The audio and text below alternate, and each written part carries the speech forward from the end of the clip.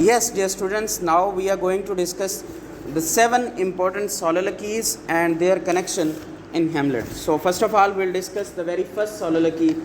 The first soliloquy of Hamlet occurs after the king and the queen have urged Hamlet in the open court to cast off the deep melancholy which has taken possession of him as consequence of his father's death. In this soliloquy, Hamlet reveals the grief that has been gnawing at his mind. He wished that religion did not forbid suicide so that he could kill himself and rid of this grief. Hamlet feels disillusions with the world. Yes, very first soliloquy में आप ये देखिएगा कि Hamlet अपनी जो है अंदर की फीलिंग्स जो उसको वो सोच रहा है वो बताने की कोशिश कर रहा है. वो कहता है कि काश मज़हब मुझे इस चीज़ की इजाज़त देता कि जैसा कि हमने उस दिन भी बात की कि जब उसको पता चलता है कि यहाँ पे जो है वो क्लाडियस प्रेस के अंदर मसरूफ़ है तो वो उसको नहीं मारता. वो कहता है कि मज़हब जो है वो आड़े आ जाता है. यहाँ पे भी वो ये कह रहा है कि जब उसको पता चलता है कि उसके बाप का कत्ल हो गया और उसकी माँ ने शादी कर ली है तो वो कहता है कि काश मुझे मज़हब इस चीज़ की इजाज़त देता, मैं क्या करता, ख़ुद को मार लेता और इस सारे गम से अपने आप को क्या कर लेता, दूर कर लेता. सो इसमें क्या नज़र आ रहा है, बेबसी नज़र आ रही है. इसके अंदर इंटरनल फीलिंग्स उसकी नज़र आ रही हैं कि वो करना तो चाहता है लेकिन कर नहीं पा रहा. सो इसमें हम भी बाज़ औक़ात क्या करते हैं अपनी लाइफ के अंदर मजबूर होते हैं कि हम बहुत कुछ करना चाहते हैं लेकिन बहुत सारी रिस्ट्रिक्शंस होती हैं जो हमें कुछ नहीं करने देती. इसके बाद है हेमलेट second soliloquy. Hamlet's second soliloquy comes after the ghost leave Hamlet, having charged him with the duty of taking revenge upon the murder of his father. Hamlet has been stunned by revelation and then caused the ghost words asking him to remember it. Hamlet resolved to wipe out everything his memory and to preserve in its ghost commandment the manners in which Hamlet is speaking of never permitting himself to forget the ghost word.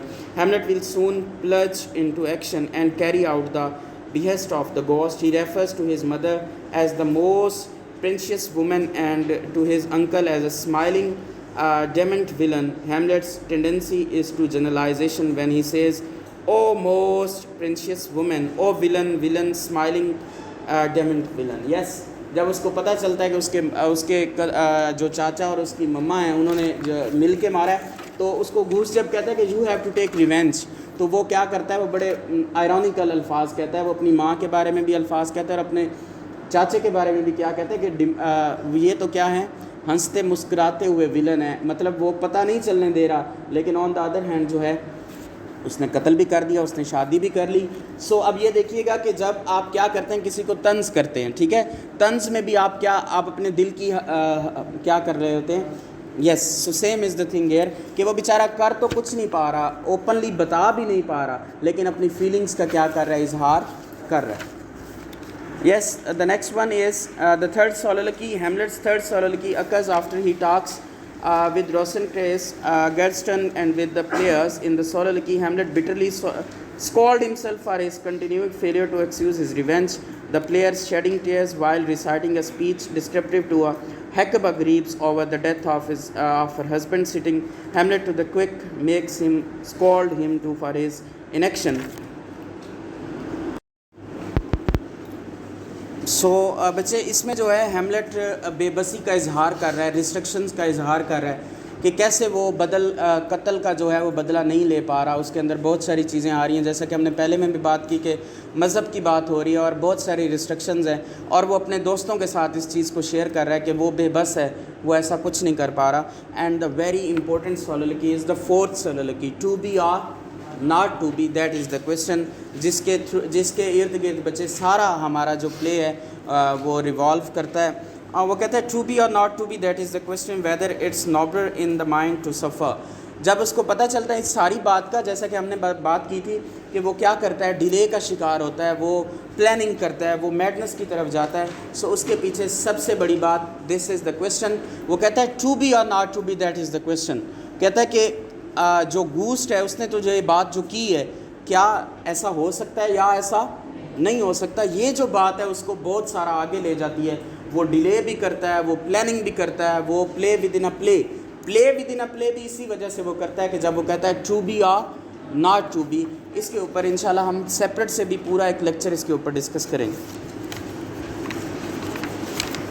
इसके बाद है बच्चे the fifth soliloquy. Hamlet's fifth soliloquy occurs when he is about to go to his mother chamber in response to her summons. Hamlet is at this moment in the mood in which he could, "O heart, lose not the nature, let not ever the soul or narrow enters from bosom, let me cruel, not immature." He therefore decided to speak daggers to his mother, but use none. There is nothing remarkable in Hamlet's decision here, because she has done nothing to deserve it apart from remarrying too soon.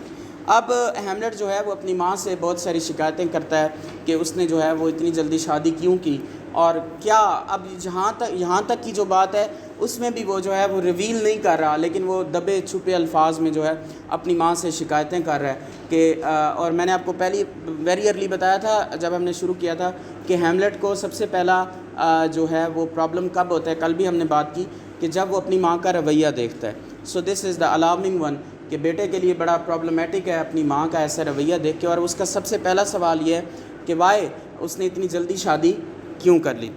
और इसमें वो कहता भी है कि अभी तो जो है वो एक मंथ भी नहीं गुजरा डेथ को और इतनी जल्दी शादी का decision. So the next one is the Hamlet six soliloquy.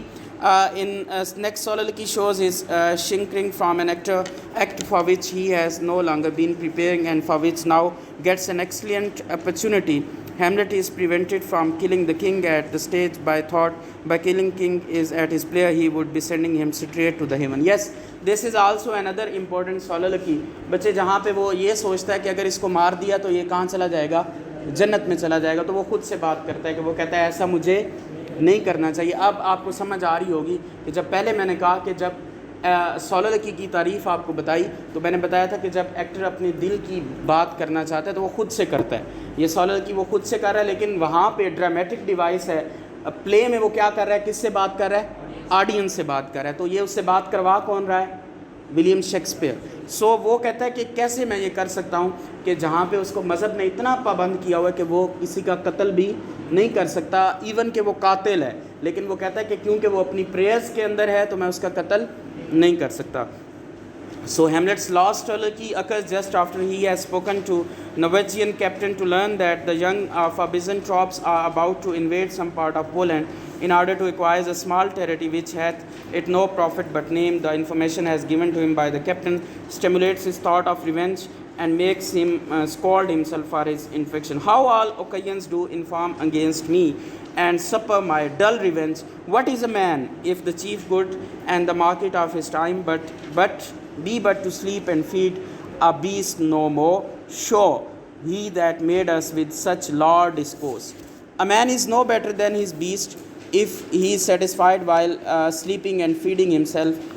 God gave reason to human being so that make use of it. This is responsible for his procrastination. A man is justified in acting if his sense of humor demands that he should even final coil in straw. He had a powerful motive to set, having reapproach himself.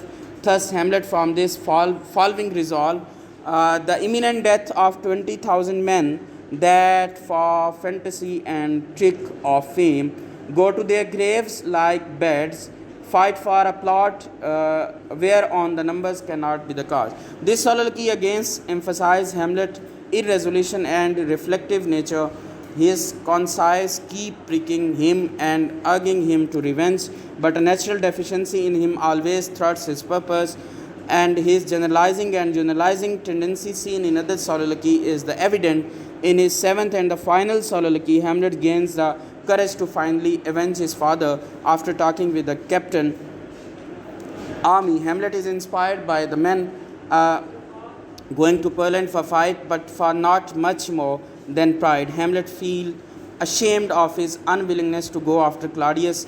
It depended on Hamlet that he had been thinking too much and acting too little. Yes, after the जब हमने बच्चे climax की बात की, climax के बाद हमने falling in action की बात की थी, तो जब उसके बाद हैमलेट खुद कातिल हो जाता है तो उसका मॉरल वैल्यूज़ डाउन हो जाती हैं। तब उसके अंदर वो चीज़ नहीं होती जो हम देखते हैं कि जब उसको पता चलता है कि दे आर द मर्डरर, और जब वो अपनी माँ के पास जाता है बात करने और जब अपने क्लाडियस को वहाँ पे देखता है तो वो जो स्पार्क उसके अंदर होता है वो आखिरी सीन में हमें देखने में नज़र नहीं आता, उसका मॉरल जो है वो बिल्कुल डाउन हो चुका है और अब वो इस नौबत में भी नहीं है कि वो किसी तरह का रिवेंज ले सके. So this is the last thing and the last thing is the cause of delay in taking revenge. ये बच्चे इसके अंदर मुख्तलिफ़ चीज़ें हैं, जैसा कि हमने कहा कि कन्फर्मेशन उसने नहीं की थी, उसने कन्फर्मेशन करनी चाहिए. अब काज क्या थी कि कन्फर्मेशन नहीं थी, कि to be or not to be, that is the question. आप जिस एस्पेक्ट की भी बात करेंगे the fourth soliloquy will be there. जिस चीज़ की भी बात करेंगे चौथी सोलोलॉकी जो हमने पढ़ी वो घुमा के फिर आपके सामने आ जाएगी और वो मजबूर करेगी हैमलेट को कि उसको कन्फर्मेशन की तरफ लेके जाए. फिर हैमलेट ने मुख्तलिफ़ किस्म की टेक्निक्स अपनाई कि उसने रिवेंज की तरफ गया, लेकिन रिवेंज की तरफ गया तो वो भी किसके थ्रू गया, play within a play, this is called mousetrap. सो इसके थ्रू उसने मुख्तलिफ़ चीज़ों को करने की कोशिश की. So with this we have comes to an and.